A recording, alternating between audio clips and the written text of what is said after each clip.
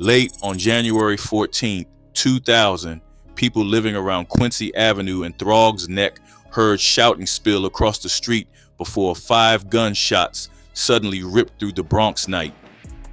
Sean Raymond collapsed near the sidewalk after bullets tore through his chest and abdomen, while the man standing over him still looked more like a former rap star than somebody facing a murder charge. Witnesses watched Chi Ali jump back into a waiting car moments later before disappearing into the city that raised him, leaving paramedics rushing toward a scene already turning fatal. By the time police started piecing everything together, the same teenager who had once stood beside De La Soul, Black Sheep, and a tribe called Quest was preparing to run from New York entirely. But years earlier, the story looked very different. The Bronx that created him when Chi Ali Griffith was born on May 27, 1976. Co-op City already looked like its own isolated world, sitting near the northeastern edge of the Bronx, beside land formerly occupied by Freedom Land Amusement Park. Although the neighborhood stayed calmer than larger sections of the borough during the mid-'80s crack years, poverty, addiction, abandoned buildings, plus street violence still shaped daily life across nearby Bronx communities. From those same streets came Clive DJ Kool Herc Campbell, throwing block parties, Africa Bambaataa, redirecting gang culture toward music, plus Grandmaster Flash creating sounds that changed hip-hop permanently. Around the time Chi Ali started growing up, another movement rose through New York rap after Native Tongues artists rejected the violent direction dominating larger sections of the industry. De La Soul, Jungle Brothers, Black Sheep, Queen Latifah, plus A Tribe Called Quest pushed colorful records built around jazz samples, humor, plus Afrocentric ideas that separated them from harder rap flooding radio stations nationally. During those same years, Chris Lighty moved through New York carrying crates for DJ Red Alert while balancing Bronx Street instincts with growing business ambitions connected to hip-hop culture. Long before managing 50 Cent or Busta Rhymes, Lighty noticed Chi Ali's confidence early while the kid still bounced through Co-op City sounding fearless around microphones, which pushed him toward bringing the teenager into studios, concerts, plus industry circles usually closed off from children. One night inside Harlem's Apollo Theater, a major opportunity suddenly opened after one Jungle Brothers member reportedly got stranded returning from London before the performance started. The Apollo crowd already carried a brutal reputation throughout New York since weak performers regularly got booed straight off stage, which made experienced rappers nervous before grabbing microphones there. While organizers backstage scrambled, trying to repair the lineup quickly, Chi Ali stepped forward, asking Chris Lighty for permission to take the open spot despite being around 12 years old during that period. Instead of freezing beneath pressure once the music started, he launched confidently into freestyle rhymes while controlling the crowd naturally in ways shocking for somebody barely entering adolescence. That performance changed his future almost immediately after Chris Lighty recognized the charisma labels searched constantly for throughout early 1990s hip-hop culture. Soon afterward, Chi Ali officially entered the Violator circle while Native Tongues members treated him almost like a younger cousin and moving around respected veterans, shaping New York rap history actively. For a kid raised inside Co-op City apartment buildings, suddenly appearing beside De La Soul, Black Sheep, plus A Tribe Called Quest opened doors most Bronx teenagers never reached personally. Still, nobody standing around those early studio sessions understood that the same industry celebrating Chi Ali publicly would later leave him drifting towards something far darker years afterward. The Native Tongues golden child starts losing his place. Early 1990s New York rap still revolved heavily around Native Tongues energy, while groups connected through the collective kept appearing together across songs, concerts, magazine covers, plus music videos circulating constantly through MTV rotation. Chi quickly became the youngest face attached to that movement after appearing alongside Black Sheep on Past the 40, then showing up around De La Soul Records before releasing his own material nationally. Once Age Ain't Nothing But a Number reached heavy rotation, teenagers across New York recognized him immediately, while older rap fans started treating him like the next major Bronx star preparing for a long career. Tracks like Funky Lemonade, Road Runner, plus The Mac Daddy on the Left pushed his personality forward strongly enough that many listeners honestly believed he shared blood relations with Drez from Black Sheep. That confusion kept growing, partly through appearance similarities, while Drez himself treated Chi almost like family during those years surrounding Native Tongues tours, plus recording sessions. Inside studios, older artists often protected him naturally since he entered rap circles extremely young compared with everybody else around him professionally. A Tribe Called Quest members respected his confidence around the microphone, while De La Soul brought him into collaborations, giving him credibility impossible for most teenage rappers during that era. From the outside looking in, his trajectory seemed almost perfect since he carried industry support, national exposure, plus respected mentors guiding him through New York's competitive rap business.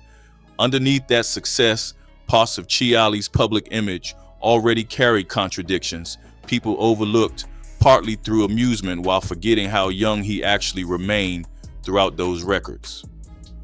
Although his music sounded playful often, lyrics about older women, marijuana, guns, plus street confidence kept surfacing repeatedly while audiences treated those themes like harmless teenage bravado instead of possible warning signs. His appearance inside Forest Whitaker's 1993 film Strapped pushed that tougher image further while surrounding him with gritty street narratives becoming more dominant throughout hip-hop culture nationally. Publicly, everything still looked positive around him since interviews, videos, performances, plus collaborations kept creating the appearance of a young rapper climbing steadily upward. Behind the scenes, rap culture itself started changing fast, while harder records from artists connected to gangster rap dominated larger sections of radio plus commercial sales. Native Tongues music gradually lost mainstream momentum once labels prioritized darker themes carrying violence, hustling stories, plus aggressive street imagery reflecting trends exploding nationally after NWA's success. Chi faced another issue simultaneously since audiences originally fascinated by a charismatic child rapper slowly watched him grow older while his novelty factor disappeared gradually. As his voice changed, plus teenage years passed, executives stopped viewing him as the exciting young prodigy who once shocked crowds inside the Apollo Theater unexpectedly. Around the same period, Chris Lighty's business relationships shifted, while Violator expanded beyond its earlier structure into something much larger, involving management deals with major artists throughout rap music. Chi became trapped inside complicated label disputes tied partly to Relativity Records, while negotiations involving his father plus company executives reportedly stalled plans surrounding a second album already recorded earlier.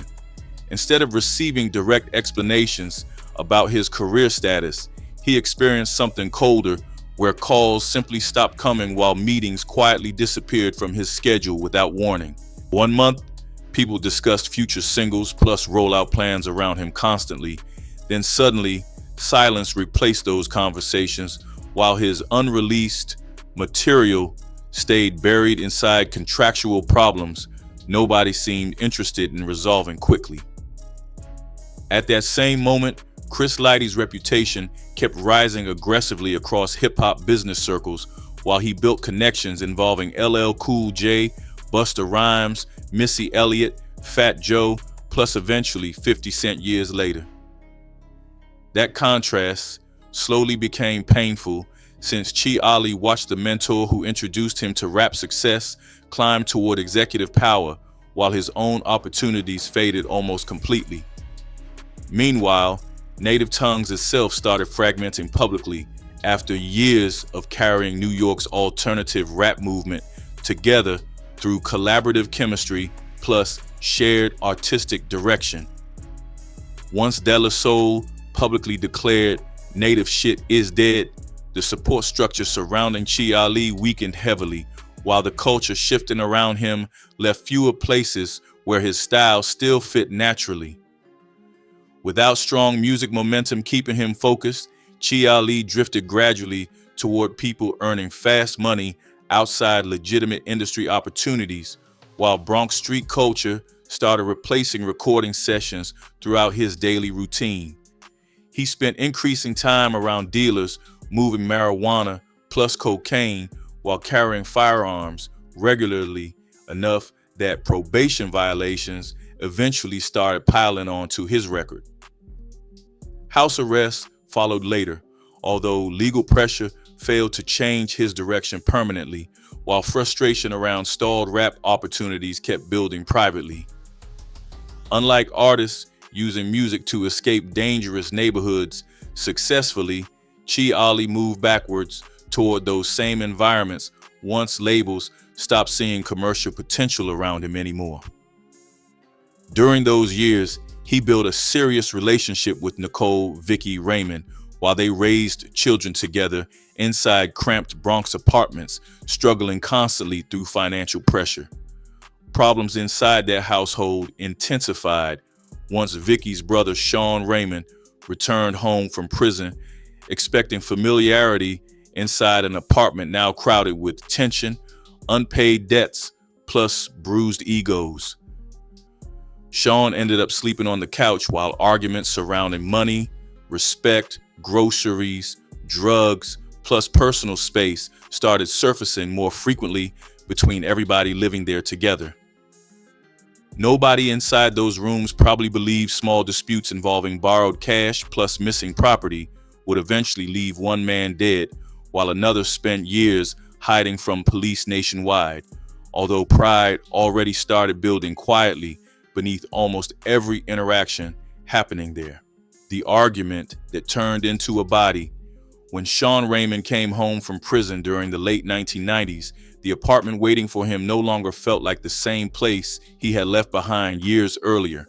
Nicole, Vicky, Raymond already lived there with Chi Ali plus their children, which forced Sean onto the couch inside cramped rooms, carrying constant stress around money, groceries, noise, plus personal space. Although everybody tried acting civil publicly, resentment kept building gradually after Sean started borrowing cash, fronted drugs, plus failing repeatedly to repay what Chi Ali believed people owed him already. Around the same period, stories circulated involving missing CDs taken from Sean's collection, while another argument centered around roughly $300 connected to weed, cocaine, plus lingering street debts nobody wanted forgetting quietly. That apartment slowly turned into a pressure cooker where ordinary conversations regularly drifted toward disrespect, especially once Sean started feeling like a guest inside his own family home. Vicky remained trapped awkwardly between her boyfriend plus her older brother while trying desperately to keep the peace around the children living in the middle of escalating tension. Chi Ali reportedly swallowed his frustration often during those months, although friends later explained he hated feeling used financially while his own rap career collapsed around him privately. What made everything dangerous came from how ordinary the conflict actually looked, since nobody inside that household moved around expecting murder, even while pride kept poisoning smaller disagreements repeatedly. Eventually, Chi Ali moved into Harlem searching for a breathing room away from the apartment drama, although distance failed to fix anything developing between him plus Sean Raymond.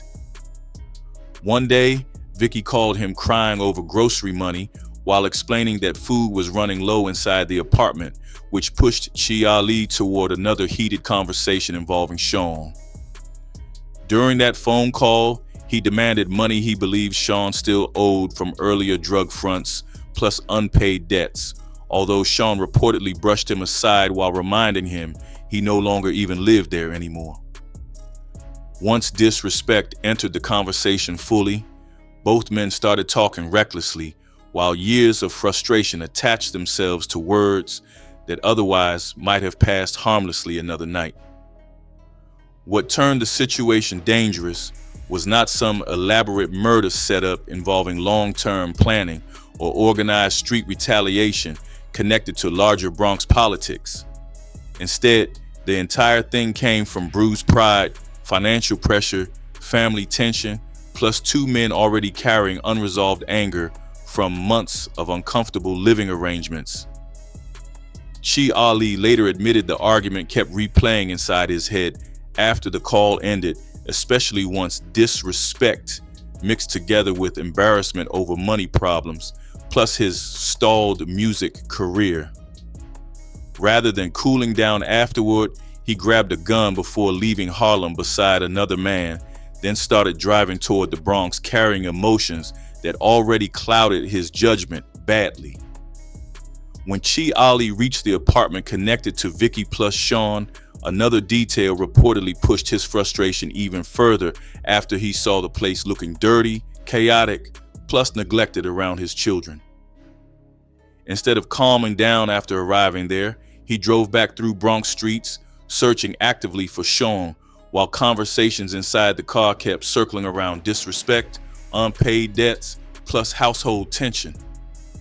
Somewhere along that drive, the situation crossed from argument territory towards something much more serious, although nobody involved likely understood fully how close everything sat toward irreversible violence.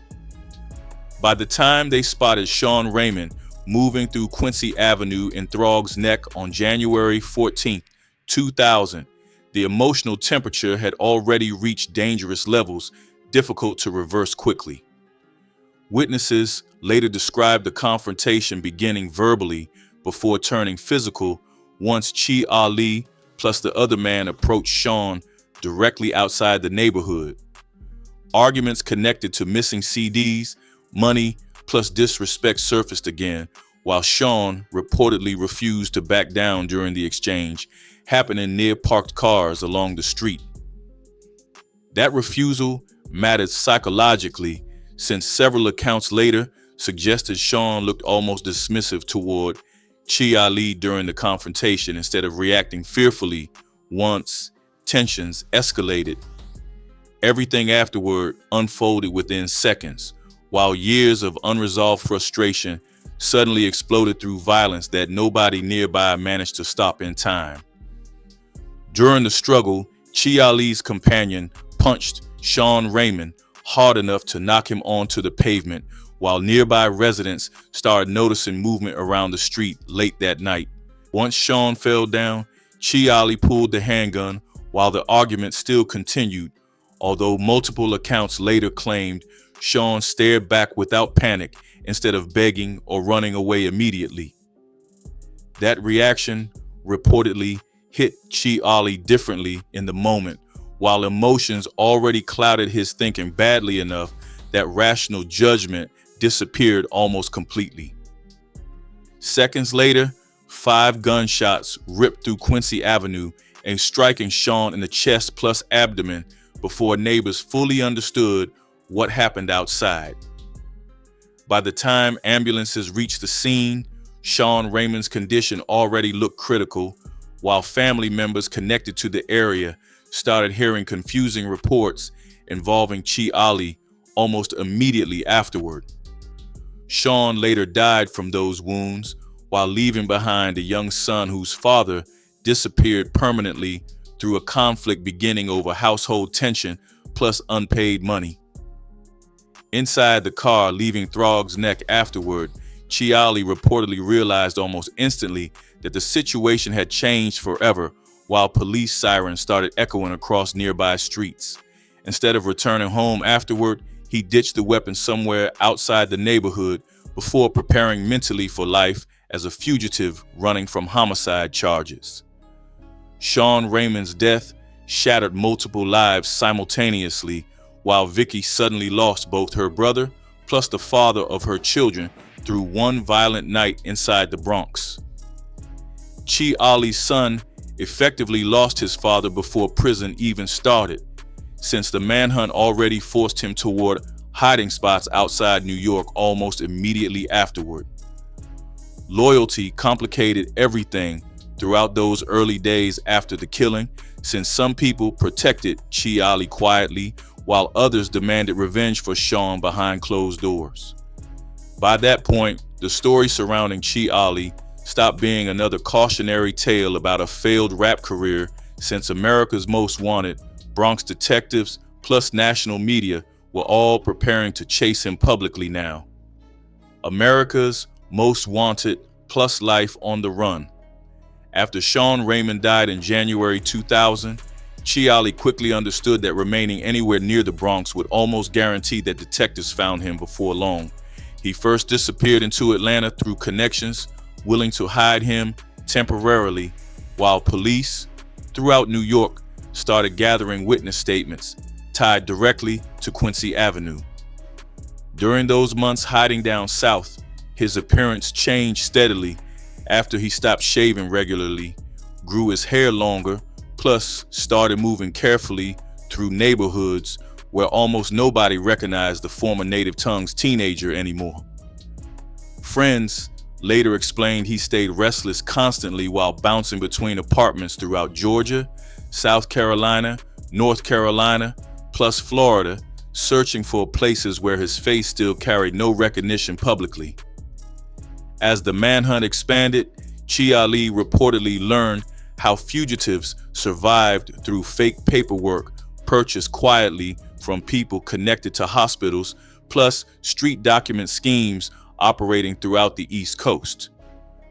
One contact allegedly supplied blank birth certificates connected to legitimate hospital births, while another person provided social security information, allowing him to build entirely different identities capable of passing routine background checks. That absurd loophole later allowed a wanted homicide suspect to purchase firearms legally under fake names while moving around America, carrying paperwork appearing completely authentic during that period. Once somebody had already faced murder charges psychologically, smaller crimes stopped carrying much weight internally, which partly explains why robberies, hustling, plus illegal gun possession started blending naturally into his fugitive routine afterward. Although old rap fans still remembered age ain't nothing but a number, survival mattered more than preserving whatever remained of his music reputation by that stage. Stories circulated later claiming he sold marijuana while moving city to city, although other street rumors suggested robberies plus scams became part of his daily survival strategy too.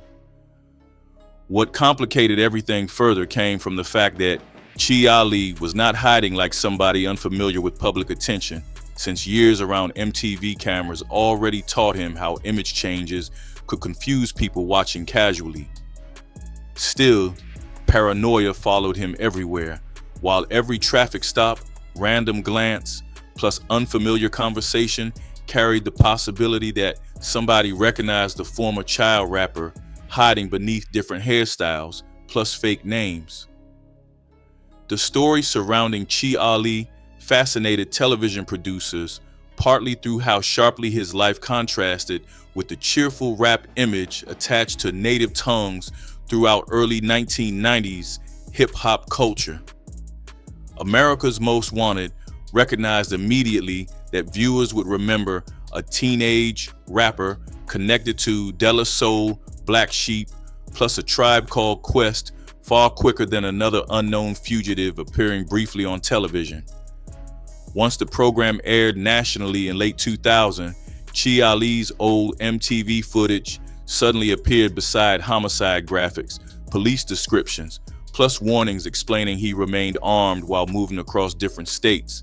That transformation looked surreal for longtime rap fans, since the same kid appearing inside colorful videos years earlier now sat presented as a dangerous fugitive wanted for murder nationwide. America's Most Wanted later identify him publicly as capture number 657 after the eventual arrest happened, although before that moment, the broadcast turned him into one of the country's most recognizable fugitives temporarily. Rumors exploded afterward through hip-hop forums, neighborhood conversations, plus tabloid discussions, claiming sightings happened everywhere, from Puerto Rico to Atlanta concerts, involving artists connected to New York rap circles. Some people swore Chi Ali disguised himself completely, while others claimed they spotted him around clubs wearing different hairstyles, trying to blend into crowds naturally.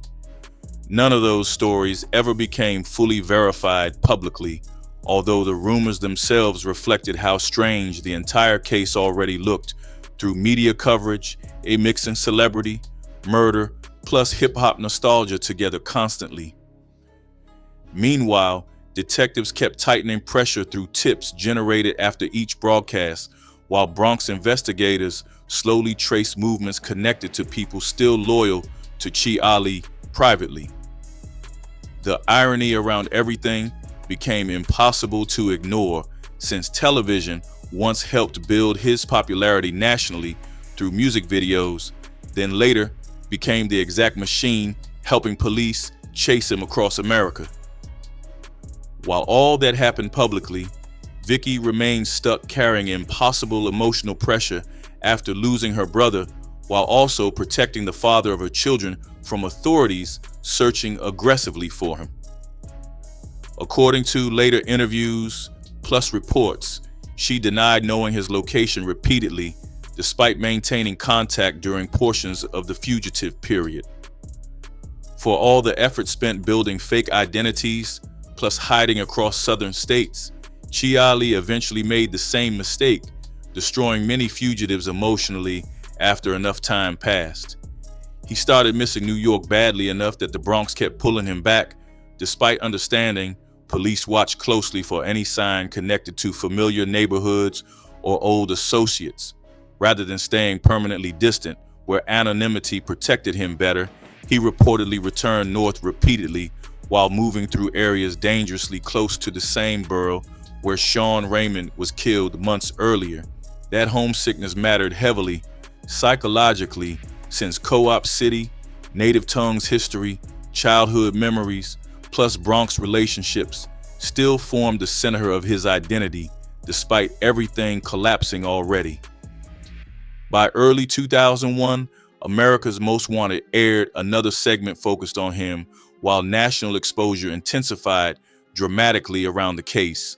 Viewers started recognizing his face more easily, while tips increased toward law enforcement after repeated broadcasts connected his rap career directly to the homicide investigation. One crucial lead eventually pointed authorities toward the Throggs Neck houses area around Odell Street, where Chi Ali allegedly stayed under another identity while trying to remain invisible inside the same borough, haunting him emotionally. Looking backward afterward, the situation carried brutal irony, since the neighborhood pulling him home emotionally also became the exact place where federal marshals plus NYPD officers finally cornered him. During the early morning hours of March 5, 2001, police surrounded the apartment building quietly before daylight fully reached the Bronx skyline outside the housing complex. Officers moved carefully through hallways while preparing for the possibility that Chi Ali still carried weapons purchased illegally under fake identities during his months running across different states. Once banging started against the apartment door, he reportedly looked outside, realizing police had already covered every realistic escape route surrounding the building completely. Rather than risking a violent shootout or desperate jump from higher floors, he surrendered while still carrying illegal weapons connected to his fugitive period.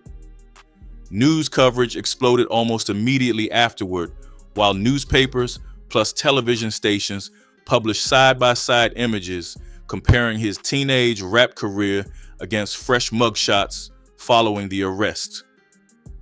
Former Native Tongues affiliates reacted publicly with shock, while hip-hop fans struggled to process how a child prodigy standing beside De La Soul years earlier ended up hunted nationwide through America's Most Wanted.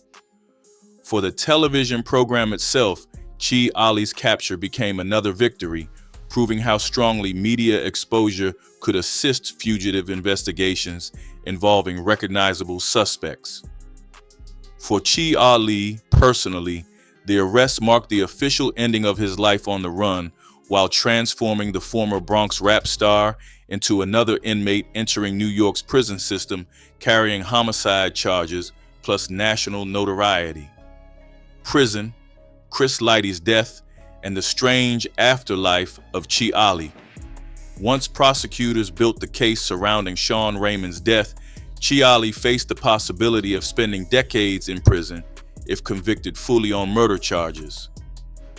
Eventually, he accepted a plea deal, reducing the case to first-degree manslaughter, which avoided harsher sentencing while still carrying 14 years inside New York State Prison.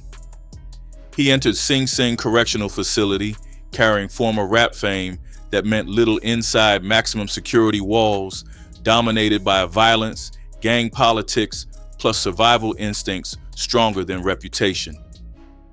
According to later interviews, prison tested him physically plus mentally through isolation, tension, plus constant pressure surrounding respect among inmates already serving lengthy sentences themselves. Stories later circulated describing a stabbing incident involving a blood gang member that reportedly left Chi Ali seriously injured during incarceration, although he survived while learning quickly how dangerous prison politics became around famous inmates. Outside prison walls, his children kept growing older while family life continued moving without him across birthdays, holidays, plus school years, impossible getting back later. During incarceration, he married while also studying behavioral science, seriously enough to earn educational credentials and helping reshape parts of his thinking afterward. Still, prison remained prison regardless of self-improvement efforts, while years disappeared steadily behind bars inside a system built more around punishment than rehabilitation. While Chi Ali served time inside Sing Sing, Chris Lighty reached extraordinary levels of influence throughout corporate hip-hop culture during the 2000s.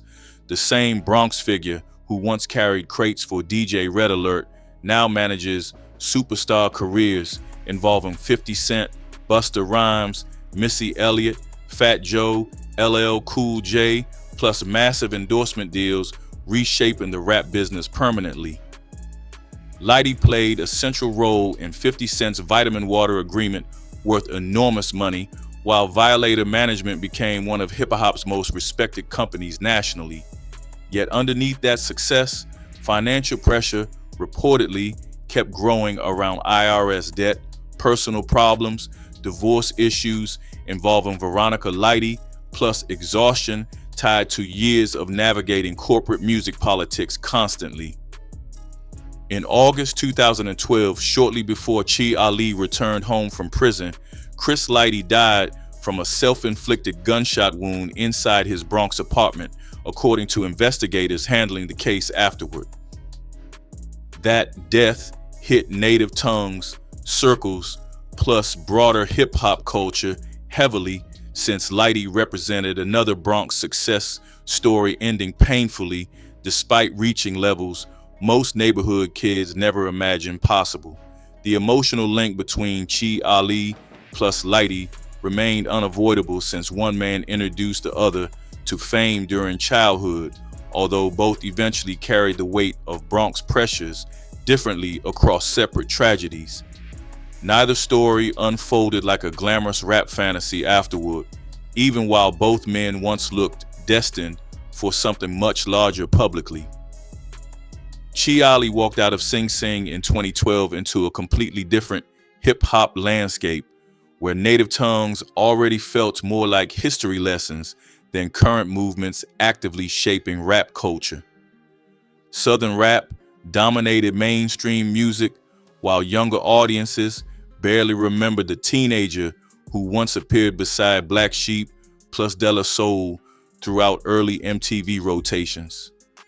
Slowly, he rebuilt visibility through interviews, performances, prison reform activism, plus collaborations involving artists like Jadakiss, attempting to reconnect him with music again. Later projects, including his autobiography, Another Kind of Freedom, plus the documentary The Fabulous Chi Ali, allowed him to explain publicly how anger, pride, plus bad decisions destroyed multiple lives permanently.